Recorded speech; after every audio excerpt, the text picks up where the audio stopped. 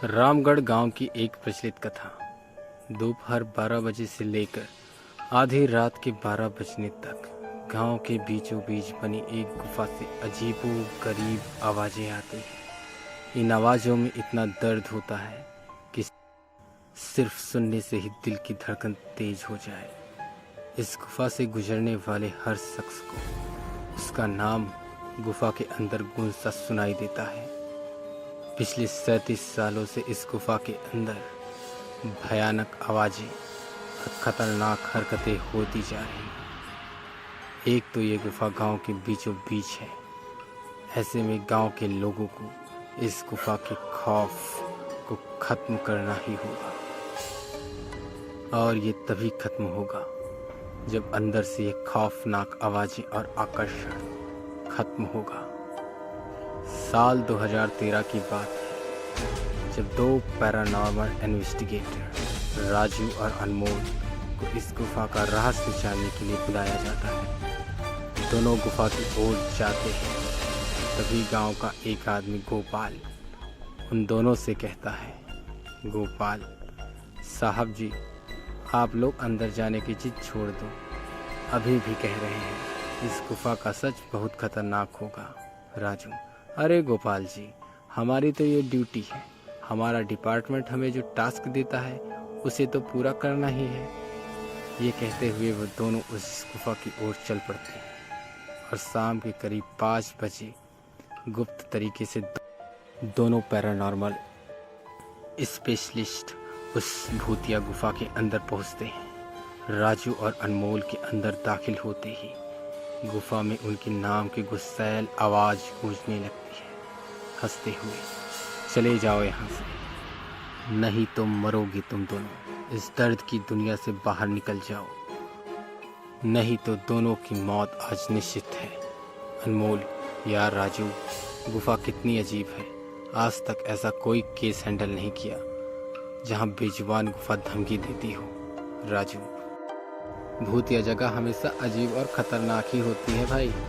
बस अब सोचना कम कर और टार्च की मदद से पिक्चर कलेक्ट कर। अनमोल गुफा की हर तरफ से पिक्चर कलेक्ट करते करते आगे बढ़ने लगा। अनमोल को तभी बड़े बड़े कदमों की आवाज़ सुनाई देती है। ये आवाज़ उसके ठीक बगल से आ रही थी।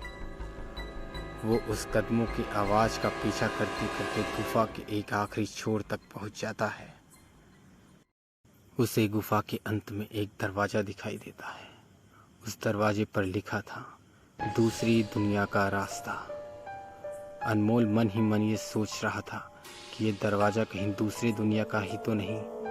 उसे दरवाजे के उस पार से एक आवाज़ सुनाई देती है, अनमोल बेटा, मैं तुम्हारा दादा, मेरे पास आ जाओ। अनमोल, बाप रे, ये कैसा दरवाज़ा है? ये तो मेरे दादाजी की आवाज़ है। अनमोल को उस दरवाजे के पीछे से उसके दादाजी की आवाज़ सुनाई दे रही थी। वो सुनकर अनमोल खुश और इमोशनल हो रहा था। इसी इमोशन में वो एक गलती करने जा रहा था। उसने दरवाज़ा खोलने के लिए हाथ आगे बढ़ाया कि तभी पीछे से राजू की एक चीख पूरी गुफा में गूंजने लगी। राजू की चीख सुनकर अनमोल भागता हुआ पीछे गया। अनमोल राजू के पास पहुंचा। वह बिल्कुल नॉर्मल खड़ा था, जैसे कुछ हुआ ही ना हो। अनमोल, राजू, ये कैसा गंदा मजाक है? तुम अभी चीखे क्यों? राजू हल्का मुस्कुराता हुआ चुपचाप खड़ा रहा। उसके बाद अनमोल राजू को उस दरवाजे की ओर चलने का इशारा देता है। दोनों उस गुफा के अंत में इस दरवाजे की ओर पहुंचते हैं जहां से दूसरी दुनिया का रास्ता शुरू होता है। राजू, ये देखो, मैंने अभी तुरंत कुछ देर पहले अपने दादाजी की आवाज़ इस दरवाजे के पीछे से सुनी। मुझे लगता है कि इसके पीछे मरे हुए लोगों की दुनिया है। राजू, तो ये दरवाज़ा खोल कर देख लो ना। अनमोल, सही कहा मैंने, दरवाज़ा खोलता हूँ। अनमोल दरवाज़ा खोलने ही वाला था कि तभी उसकी नज़र राजू के शरीर पर पड़ती है। यार, जब तुम इस गुफा में आए थे तब तुमने सफ़ेद शर्ट और नीली जीन्स पहनी थी, और अभी तुमने काली जीन्स और लाल शर्ट पहनी है। भाई, आखिर तुमने कपड़े कब बदले? तभी राजू के दांत बाहर आने लगते हैं उसका कद बड़ा होने लगता है, उसके हाथ के नाखून बड़े होने लगते हैं और अब वो पूरी तरह से एक डेविल बन चुका था। वह डरावनी हंसी के साथ एक भारी आवाज़ में कहता है, तेरे राजू को मैंने 10 मिनट पहले ही इस दरवाजे के पार भेज दिया जब तुमने उसकी चीख सुनी थी। अनमोल डरते हुए बोला, मतलब कि तुमने राजू को मार डाला? हाँ, जिस दुनिया से तू आया है वहाँ मरने से पहले लोग रहते हैं और अब तू इस दुनिया में जाएगा, वहाँ मरने के बाद लोग रहते हैं। मौत की दुनिया में तेरा स्वागत है। इसके बाद अनमोल भागने की कोशिश करता है, लेकिन सामने वो राक्षस खड़ा होता है। अब मात्र रास्ता वो दरवाज़ा था। उसे लगा कि ये दरवाज़ा इस गुफा से बाहर जाने का रास्ता होगा। अनमोल खुद की जान बचाने के लिए दरवाज़ा खोल देता है। उस दरवाजे के अंदर पूरा अंधेरा दिखाई दे रहा था। उस दरवाजे से रोने और चिल्लाने की आवाज़ें आने लगती हैं। अनमोल इससे पहले दरवाजे को बंद करता कि एक लंबा सा हाथ उस दरवाजे से आता है और अनमोल को दूसरी दुनिया की तरफ खींच ले जाता है। इससे अनमोल की चीखें निकल जाती हैं और डेविल जोर से हंसने लगता है।